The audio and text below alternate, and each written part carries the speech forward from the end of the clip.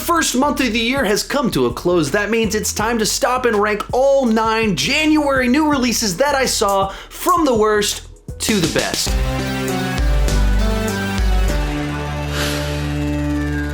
Hi, my name is Sean, and I love to talk about movies way too much. With that in mind, go ahead and join me down below in the comment section. Share your ranking of all the January new releases that you saw. As we go into this, January releases can be a little bit tricky because some of them actually are 2019 movies that got wide released in 2020. And so I just tried to talk about the movies that I hadn't talked about yet.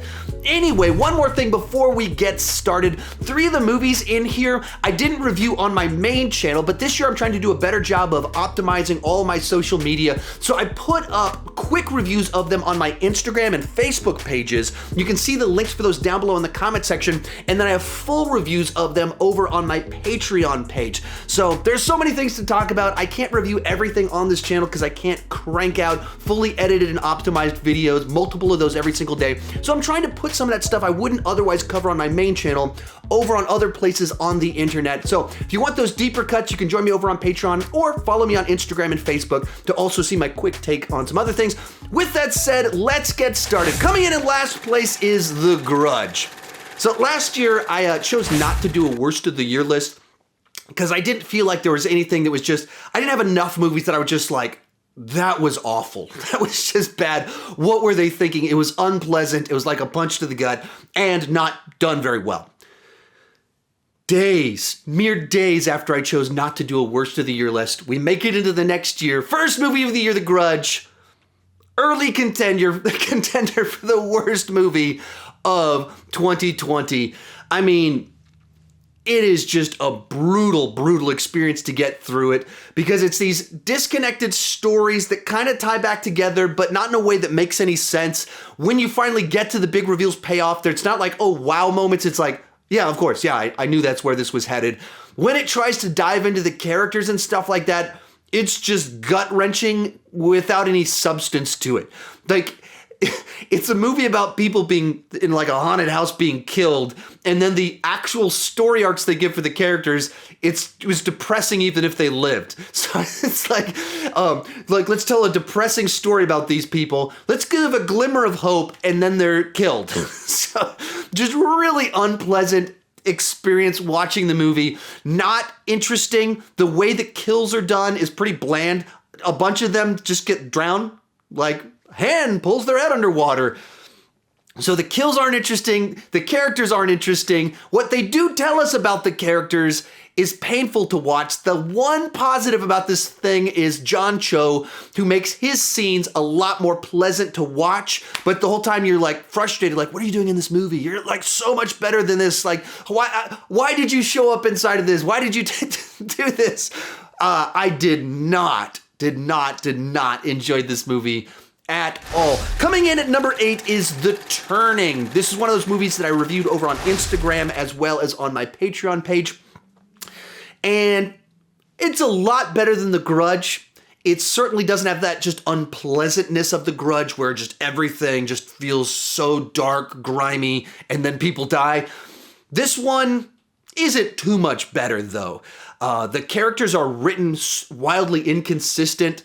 You got like Finn Wolfhard, and he goes back and forth between kind of like the charming version of him and just being insufferable. And that's every character in the movie. They're just written with no middle personality. It's all best and worst. And you just never know when you get it. Even our lead actress who's trying to be like this caretaker for these kids and their teacher. And then as soon as she has to discipline them, she just turns into like screaming person. But that's not really the problem here. The problem here is they didn't know what movie they were making. I think they thought they were making a psychological horror film with ambiguity inside of it, but they told it so straightforward that it plays like a haunted house movie, and then the movie just ends. Like you're watching it, and it does like a fake out end, and it twists around, and you're like, okay, so where's that? How's that going to pay off? And it doesn't. It's just the credits roll.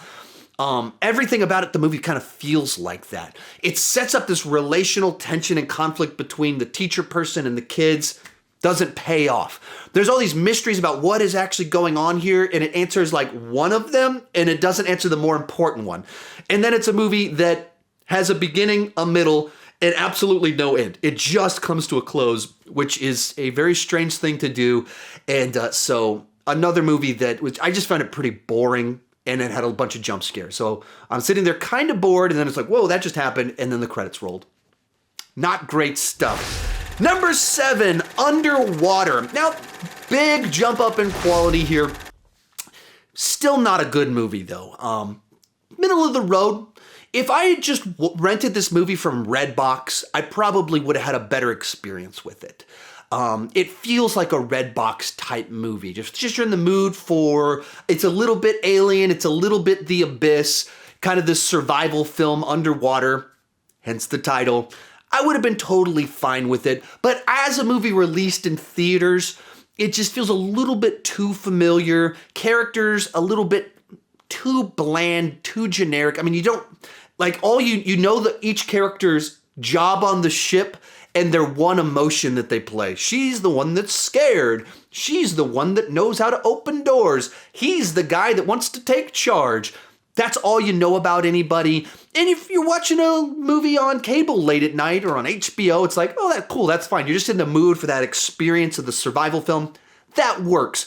But when you're paying $12 to see a movie in the theater, it's just not quality enough to warrant going out to the theater. So I didn't hate the movie, but it was nothing memorable, totally forgettable January release. Next up, Doolittle, Robert Downey Jr.'s first post-MCU film and his first non-MCU film in like 5 years, and unfortunately, not particularly good. Now, the internet's having a lot of fun dunking on this film because the mistakes that it makes are pretty easy to make fun of. There's an excessive amount of fart jokes, and so if you describe certain sequences, they sound ridiculous. It's just low-hanging fruit when it comes to jokes, which all the jokes in this movie are low-hanging fruit themselves. And then, the accent that he chose is very unwise. There's a lot of problems with this film. I didn't think it was dreadful. I just didn't think it was very good. It's a bad movie with a good bit of entertainment value because it's like Doolittle plus Pirates of the Caribbean targeted it at my children who are under the age of 10. That's essentially what this movie is. Robert Downey Jr.'s fun inside of it. There's cute animals and a bunch of just lowbrow humor like animals kicking each other in the balls and fart jokes that, it's not the worst thing ever, but it's a movie that should have and could have been so much better. And you kind of feel bad for Robert Downey Jr. that goes from Endgame, top of the world, biggest movie star in the world, to animals farting in his face. Like, bit of a difference there in the quality of what you're doing. And it just seems like he thought that he was signing up for one movie and whatever they created, it just doesn't quite work right. So not as bad as some people are making it out to be. Not good either. Then the next one on here is the rhythm section. Another one actually earlier, or just yesterday, I posted my review of this on Instagram as well, Facebook and Patreon. Generic revenge thriller. That's what this movie is with a good cast. Got Blake Lively, Sterling K. Brown, Jude Law, and, it's a movie we've seen many times before. Same basic structure, plot line. It's been done many times before and better. It's fun to see Blake Lively shoot people in the face, punch people in the face, choke them out, cut them with a knife. It's fun to see Jude Law as the gruff mentor person. There's some cool action inside of it because it's shot like a person in the room that's just like trying to follow what's happening, long takes. There's a car chase where you just feel like a person's desperately trying to survive a car chase. So there's some nice immersive elements like that.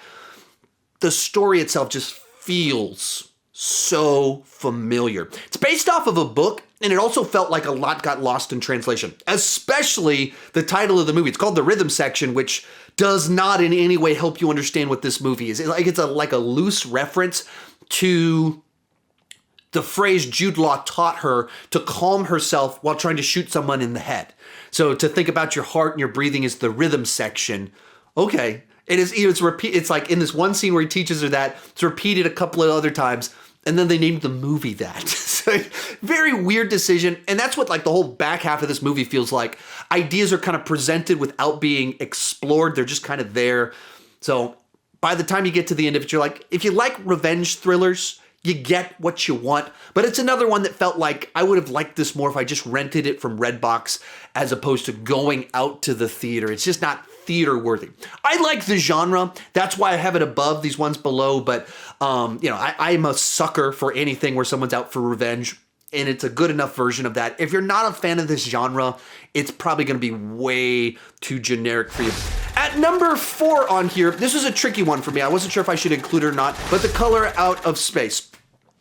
I actually saw this at Fantastic Fest back in September. So I saw it 4 months ago, something like that. I haven't rewatched it, but since it came out this month, I thought that I'd talk about it again here. The best I can recall, because I saw it at Fantastic Fest, so I saw 20 movies in a week. And when you see 20 movies in a week, sometimes they get a little bit foggy for you. So this one is based off some Lovecraft, and it stars Nicolas Cage. And so Lovecraft plus Nicolas Cage means there's no shortage of bonkers inside of this movie as he's driven mad by all this weird Lovecraft creatures, trippy imagery. And so bunch of stuff like that that's just quite a bit of fun to see. It's not fully my genre, but it did what it was trying to do. This trippy, weird, freaky, watches people are driven mad by the color out of space that crashes at this house. And you definitely get lots of transformations, creepy creatures, insanity, and I've never done shrooms, but now I feel like I have. So real quick before I give you my top 3, remember to share which movies you saw down below in the comments section.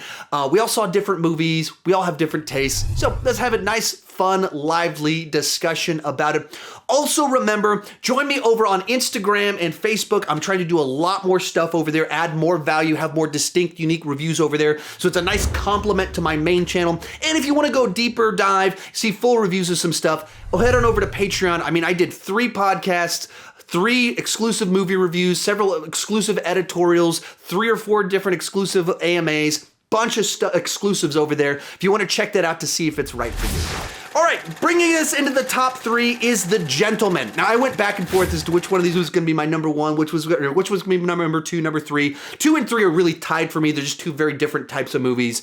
So I wasn't sure which one to put on top of the other one. Gentleman at number 3. Great return to form for Guy Ritchie. He's been one of the most hit or miss directors I can recall, because I just loved Lock, Stock, 2 Smoking Barrels, Snatch, fantastic, and he did Swept Away, one of the worst movies I've ever seen, and Revolver, another just terrible movie, and then, he did the Sherlock Holmes movies, and then he's doing like spy period,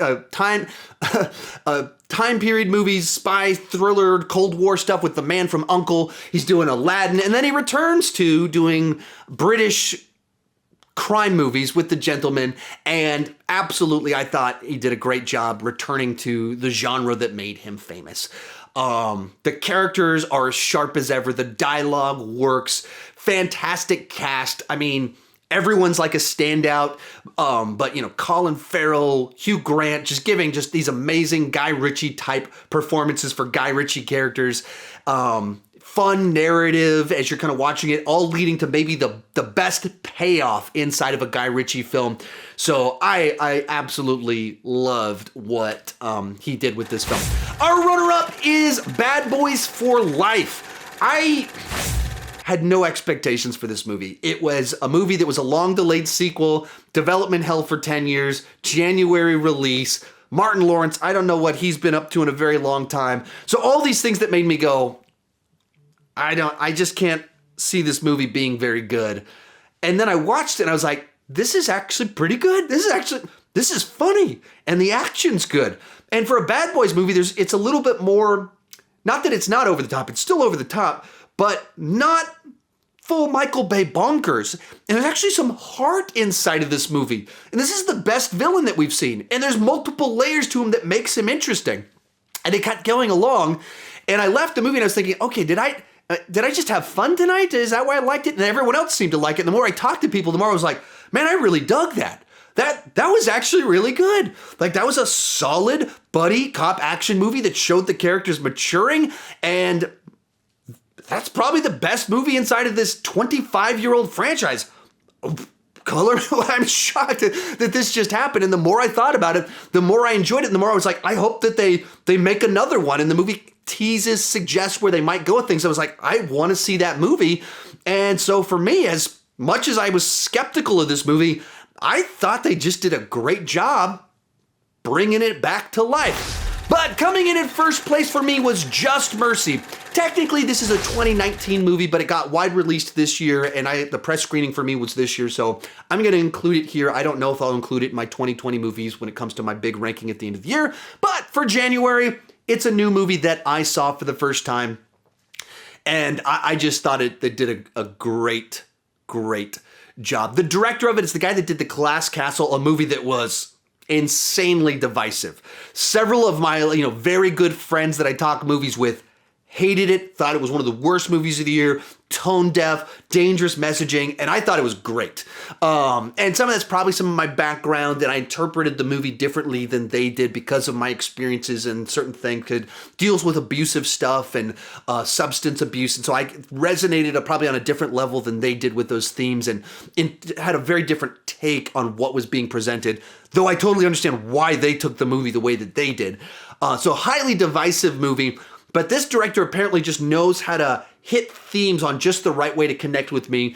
This movie was all about the death row inmates and the kind of racial injustice in regards to the criminal court system, in telling real life stories about a defense attorney trying to get justice for some of these death row inmates that never got a fair shake. And man, it packs an emotional punch. I'm not someone that normally cries in movies. I'm just not that person at all. And I was watching this movie, and there's a sequence in it, and we'll just say the U.S. flag sequence. I'll just say that. And man, it got me. The tears started to form up in my eyes. It's certainly a preachy movie. Absolutely has an agenda, but it tells it through story. It does it the right way, through telling a story to communicate a message. Performances from Michael B. Jordan, Jamie Foxx, fantastic. And a movie that kept me captivated, interested.